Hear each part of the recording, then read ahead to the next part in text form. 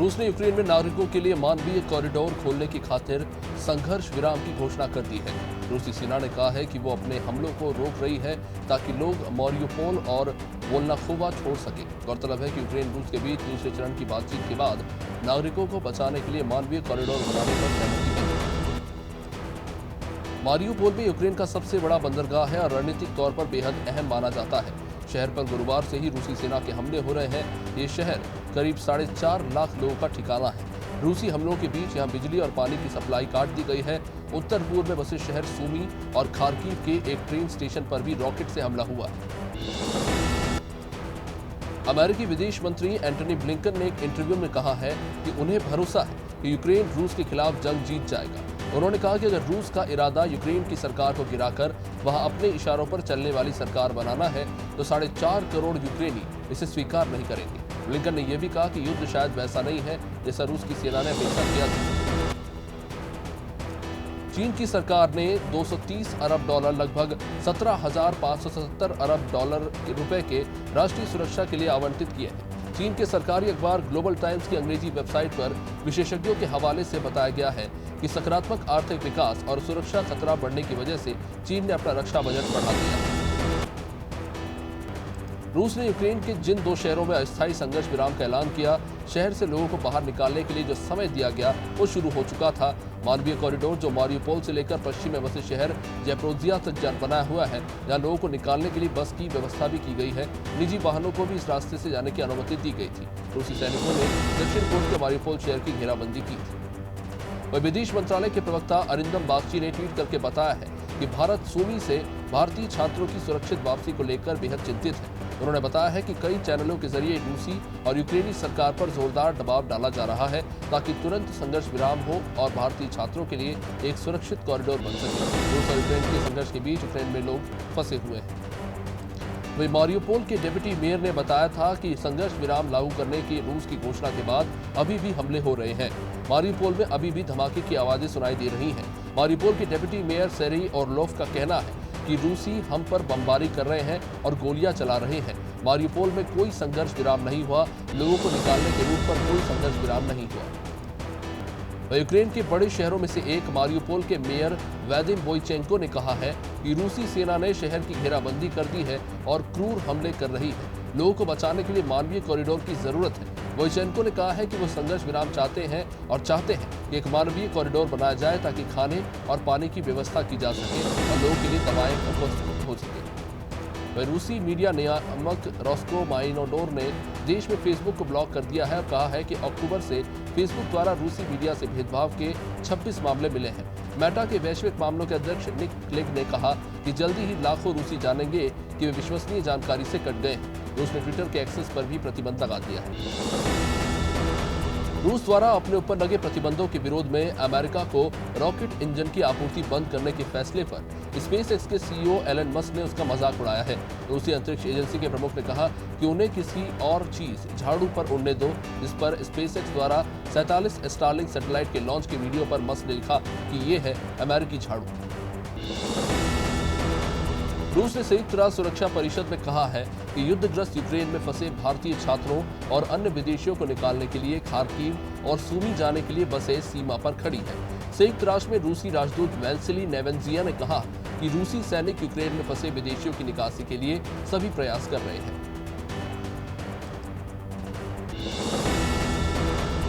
भारतीय वायुसेना ने शनिवार को बताया कि ऑपरेशन गंगा के तहत युद्धग्रस्त यूक्रेन में फंसे कुल 629 भारतीय नागरिकों को लेकर 3 C-17 विमान दिल्ली के हिंडन एयरबेस पर उतरे। वायुसेना के अनुसार ये विमान पोलैंड, रोमानिया और स्लोवाकिया से आया है।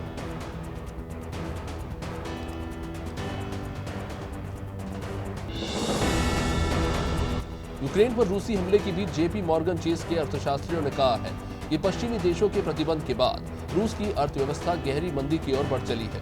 उन्होंने कहा कि इस साल रूस की जीडीपी में 7% की गिरावट आ सकती है। 1998 के ऋण संकट में रूसी अर्थव्यवस्था में 5.3% की गिरावट आई थी।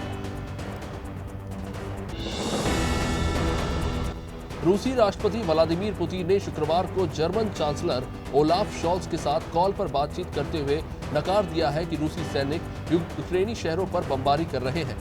पुतिन के अनुसार कीव और अन्य बड़े शहरों पर कथित हवाई हमलों की रिपोर्ट बिल्कुल झूठी है। उनका कहना है कि यूक्रेन पर बातचीत तभी संभव होगा जब रूस की मांगें पूरी होंगी। यूक्रेनी रक्षा मंत्रालय ने रूसी सैन्य हेलीकॉप्टर को अपने एंटी एयरक्राफ्ट सिस्टम से मार गिराने का वीडियो शेयर किया है। मंत्रालय ने ट्वीट किया कि इस तरह रूसी हमलावर मर रहे हैं। इस बार एक हेलीकॉप्टर में यूक्रेन और उसके रक्षकों की जय। गौरतलब है कि रूस ने मानवीय कॉरिडोर खोलने के लिए यूक्रेन में संघर्ष विराम की घोषणा कर दी है। संयुक्त राष्ट्र में अमेरिकी राजदूत लिंडा थॉमस ग्रीनफील्ड ने कहा कि रूसी सेना अब यूक्रेन की दूसरी सबसे बड़ी न्यूक्लियर फैसिलिटी से 32 किलोमीटर दूर है और उसके करीब बढ़ रही है। उन्होंने ये बात यूक्रेन में यूरोप के सबसे बड़े न्यूक्लियर पावर प्लांट पर रूसी हमले के बाद कही। उन्होंने कहा कि हम कल रात एक आपदा से बाल बाल बचे हैं। युद्ध के बीच यूक्रेनी राष्ट्रपति व्लादिमीर जेलेंस्की ने ट्वीट किया है। उन्होंने कहा कि दुनिया सिर्फ देखे नहीं बल्कि मदद करे। उन्होंने कहा कि परमाणु आतंकवाद के जवाब में निर्णायक कार्रवाई की जरूरत है। संयुक्त राष्ट्र सुरक्षा परिषद की बैठक में यूक्रेन पर हवाई क्षेत्र बंद करने का आह्वान किया गया था। उनका ट्वीट यूरोप के सबसे बड़े न्यूक्लियर पावर प्लांट पर हमले के बाद आया है। यूक्रेन के विदेश मंत्री दिमित्री कुलेबा ने कहा कि रूसी सैनिक अपने कब्जे वाले शहरों में महिलाओं का बलात्कार कर रहे हैं। उन्होंने कहा कि जब आपके शहरों पर बम गिर रहे हो, सैनिक कब्जे वाले शहरों में महिलाओं का रेप कर रहे हो, अंतर्राष्ट्रीय कानून की क्षमता पर बोलना मुश्किल होता है। कुलेबा के अनुसार रूस को उसके कर्मों के लिए जवाबदेह ठहराया जाएगा। इटली के अधिकारियों ने इंपीरिया में रूसी अरबपति एलेक्सी मोर्दशोव की 6.5 यूरो करोड़ की 543 करोड़ की लेडी एम नामक सुपरयाट को जब्त कर लिया। यूरोपीय संघ ने हाल ही में मोर्दशोव पर प्रतिबंध लगाए थे। ब्लूमबर्ग के अनुसार रूसी स्टील फर्म सेवर स्टील के 56 वर्षीय चेयरमैन मोर्दशोव अरबपति की संपत्ति के साथ रूस के चौथे सबसे अमीर। रूसी राष्ट्रपति व्लादिमीर पुतिन ने रूसी सेना के बारे में फर्जी खबर चलाने पर 15 साल तक की जेल की सजा वाले विधेयक पर हस्ताक्षर कर दिए हैं। बिल में जानबूझकर गलत जानकारी छापने वालों के खिलाफ अलग अलग सजा और जुर्माना शामिल है। इसके बाद बीबीसी, ब्लूमबर्ग और CNN ने वहां अस्थायी रूप से काम बंद करने की घोषणा कर दी है। रूसी हमले के बीच यूक्रेन के रक्षा मंत्री ओलेक्सी रेजनिकोव ने बताया कि रूस के आक्रमण के खिलाफ लड़ाई में शामिल होने के लिए 66,224 यूक्रेनी पुरुष विदेश से वापस लौट आए। उन्होंने कहा कि इस समय बहुत सारे लोग अपने देश को बचाने के लिए विदेश से लौट रहे हैं। ये 12 और लड़ाकू प्रेरित ब्रिगेड।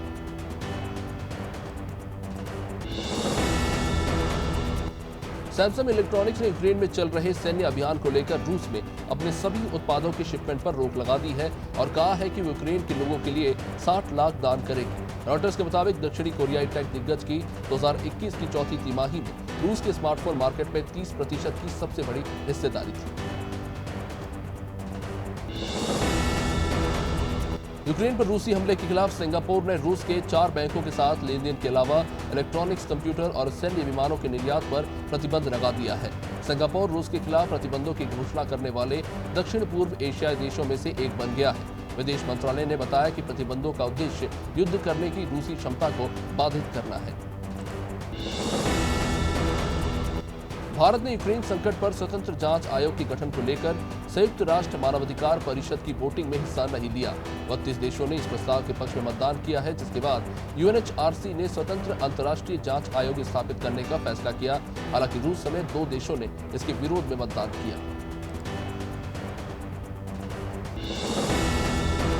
यूरोपीय खुफिया अधिकारी के अनुसार रूस की खुफिया agency federal security service Ukraine के लोगों का मनोबल तोड़ने के लिए यहां के जीते हुए शहरों में खुलेआम फांसी देने की योजना बना रहा है। ब्लूमबर्ग के हवाले से जानकारी मिल रही है कि हिंसक भीड़ को नियंत्रित करने और प्रदर्शनों के आयोजकों को हिरासत में लेने की योजना बनाई जा रही है। तालिबान ने अफगानिस्तान को खराब गुणवत्ता वाला गेहूं देने के लिए पाकिस्तान की आलोचना करते हुए भारत द्वारा भेजे गए गेहूं की गुणवत्ता की तारीफ की है। तालिबानी अधिकारी ने बताया कि पाकिस्तान द्वारा दान किया गया गेहूं दरअसल सड़ा हुआ था और खाने योग्य नहीं था। पिछले महीने भारत ने 50 ट्रक में लगभग 2,500 मीट्रिक टन गेहूं अफगानिस्तान भेजा था। पाकिस्तान के पेशावर में शुक्रवार को एक मस्जिद में हुए बम विस्फोट की जिम्मेदारी आतंकी संगठन इस्लामिक स्टेट ने ली है। इस्लामिक स्टेट से जुड़े इस्लामिक स्टेट खुरसान ने एक बयान जारी कर इस हमले की जिम्मेदारी ली और बयान में कहा कि पेशावर में इस्लामिक स्टेट का एक लड़ाका एक शिया मस्जिद पर हमला करने में कामयाब हुआ। सहारनपुर से दिल्ली जा रही एक पैसेंजर ट्रेन में शनिवार सुबह आग लगने से इंजन और 2 कोच जलकर खाक हो गए। दौराला स्टेशन पर हुई इस घटना में किसी के हताहत होने की सूचना नहीं है। एक वीडियो में कुछ यात्री जले हुए कोच से बाकी डिब्बों को अलग करने के लिए ट्रेन को धक्का लगाते दिखाई दिए।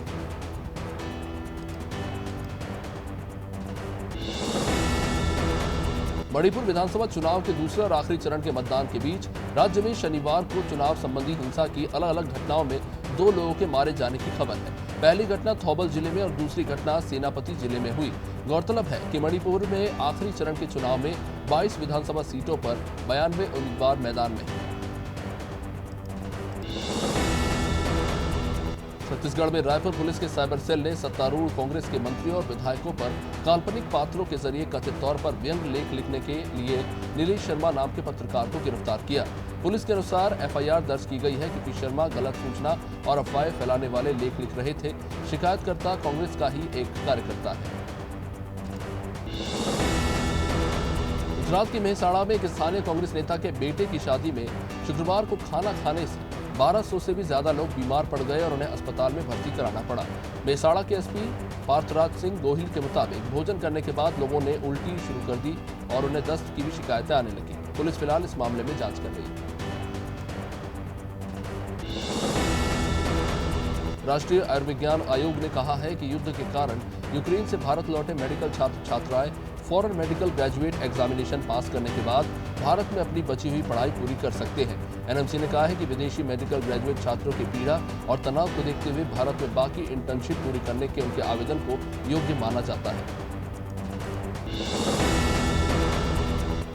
मदर डेयरी ने ऐलान किया है कि रविवार से दिल्ली एनसीआर में दूध की कीमतों में 2 रुपए प्रति लीटर की बढ़ोतरी कर दी जाएगी। कंपनी ने इसके पीछे ईंधन लागत में वृद्धि, पैकिंग सामग्री की लागत और खरीद कीमतों में वृद्धि का हवाला दिया है। अमूल और पराग मिल्क पहले ही अपने दाम बढ़ा चुके हैं।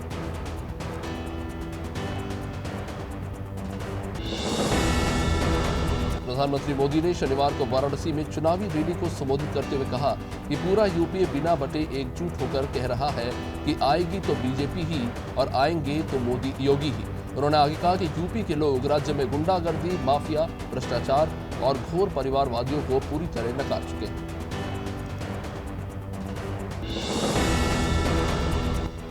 कश्मीर निवासी एक शख्स से शादी करने के बाद त्राल पुलवामा में रहने वाली यूक्रेनी नागरिक ओलीजा ने रूस यूक्रेन युद्ध के बीच प्रधानमंत्री मोदी और भारत सरकार से यूक्रेन के लोगों की मदद करने की अपील की है। ओलीजा ने कहा कि मुझे बहुत दुख हो रहा है, मेरा दिल रो रहा है क्योंकि मेरा परिवार वहां है, वे शांतिपूर्ण लोग हैं।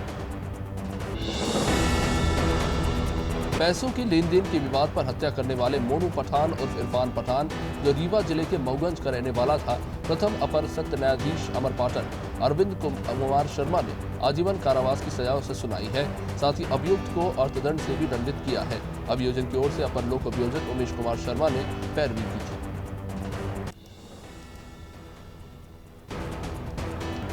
गुना में एक कार्यक्रम आयोजित हुआ। मुख्य अतिथि रहे। स्थापना दिवस के मौके पर सीआईएसएफ बल के सदस्यों के द्वारा सेरेमोनियल परेड पर कठिन परिस्थितियों में भी देश की रक्षा करने और हर प्रकार से दुश्मनों का जवाब देने और हथियारों के साथ रिफ्लेक्ट शूटिंग का कार्यक्रम हुआ।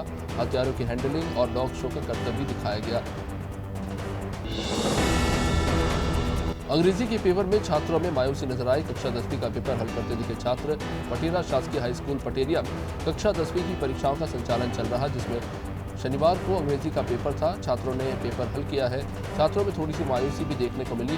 कोरोना के बाद पहली बार बच्चे परीक्षा में शामिल हो रहे थे।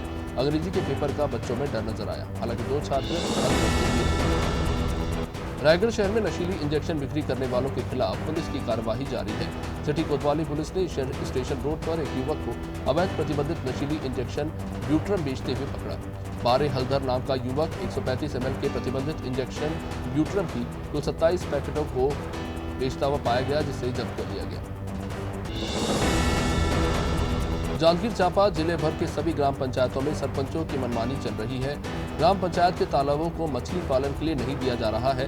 ज्यादातर ग्राम पंचायतों में खुद मछली पालन कर रहे हैं या फिर किसी निजी व्यक्ति को नीलाम कर रहे हैं और ठेका दे दिया जा रहा है, जिससे वो खुद तो लाखों रुपए कमा रहे हैं, लेकिन दूसरे लोगों को कुछ नहीं मिल रहा है।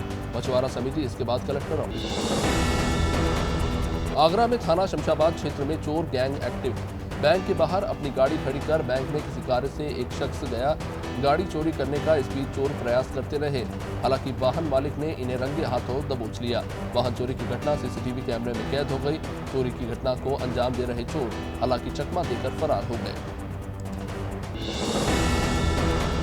बद्रीनाथ हाईवे पर सीमा सड़क संगठन की ओर से बर्फ हटाने का कार्य युद्ध स्तर पर किया जा रहा है। वीआरओ की ओर से हाईवे पर हनुमान चट्टी से दुधारा नाले तक बर्फ हटाकर वाहनों की आवाजाही सुचारू करने की कोशिश की जा रही है। करीब 25 फीट ऊंचे ग्लेशियर को हटाने का कार्य युद्ध स्तर पर चल रहा है।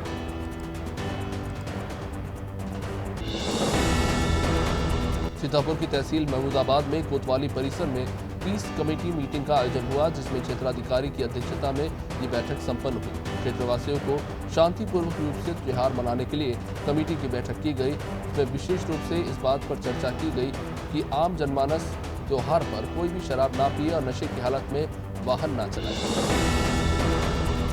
भिंड के घास मंडी क्षेत्र में एक युवती को पड़ोसी युवक ने अपने प्रेम जाल में फंसाया और अश्लील फोटोएं खींची। इसके बाद युवती के साथ 2 साल तक लगातार शारीरिक संबंध बनाता रहा। युवक ने सगाई तोड़ने के लिए लड़की के मंगेतर तक को अश्लील तस्वीरें भेज दी। इसकी जानकारी मिलने के बाद पीड़िता के परिजन ने थाने में शिकायत दर्ज कराई। सीएम ने कार्यकर्ताओं से जन्मदिन के मौके पर होर्डिंग और बैनर नहीं लगाने को कहा था, लेकिन इसके बावजूद भी कुछ तस्वीरें देखने को मिली है। आदेश की सीधे तौर पर अवहेलना हुई है। राजधानी भोपाल की सड़कों पर कार्यकर्ताओं ने बैनर और होर्डिंग लगाए और सीएम को जन्मदिन की शुभकामनाएं दी। पूर्व महापौर आलोक शर्मा भी इसमें पीछे नजर नहीं आए। उनके भी कई सारे मॉडल राजधानी की सड़कों पर। मध्य प्रदेश के मुख्यमंत्री शिवराज सिंह चौहान अपने जन्मदिन पर शनिवार को विदिशा पहुंचे, जहां उन्होंने बाढ़ वाले गणेश मंदिर में पूजा अर्चना कर प्रदेश की समृद्धि के लिए कामना की। मंदिर परिसर में मौजूद कार्यकर्ताओं ने गर्मजोशी के साथ सीएम शिवराज सिंह का स्वागत किया और जन्मदिन की शुभकामनाएं दी।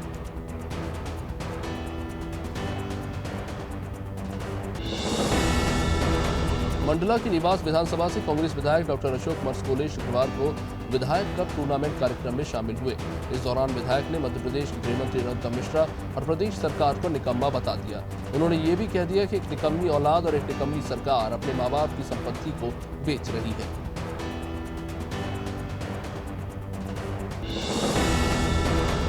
इंदौर के खजराना थाना क्षेत्र में शुक्रवार को एडवोकेट पर एक रिक्शा चालक ने चाकू से हमला कर दिया।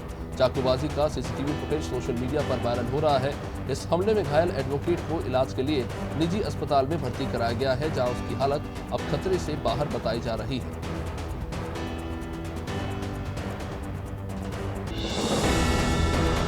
इंदौर में राव थाना क्षेत्र के गुरुकुल कॉलोनी में रहने वाली एक महिला की दिन दहाड़े चाकू घोंपकर हत्या कर दी गई। वारदात को अंजाम देने के बाद आरोपी घटनास्थल से फरार हो गया। हालांकि भागते वक्त वो सीसीटीवी कैमरे में कैद हो गया। जानकारी के मुताबिक 28 वर्षीय कृष्णा 3 महीने पहले ही अपने पति गोविंद रसाले के साथ नेपाल से इंदौर आई थी। कटनी में मिलावटी खाद्य पदार्थ की बिक्री के खिलाफ पुलिस को बड़ी सफलता मिली।